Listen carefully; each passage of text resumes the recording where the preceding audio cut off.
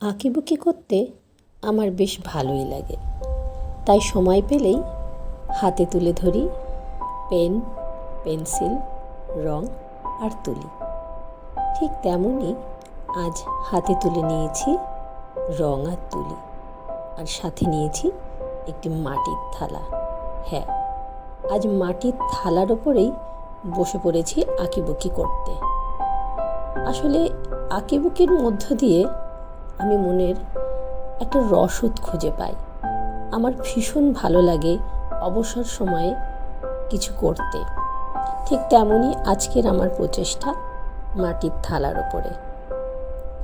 জানি না কেমন হয়েছে, কিন্তু মন থেকে আমি খুব খুশি হয়েছি আজ, কারণ অনেক দিন পর আজ আবার তুলে ধরেছি হাতে রং আর তুলি।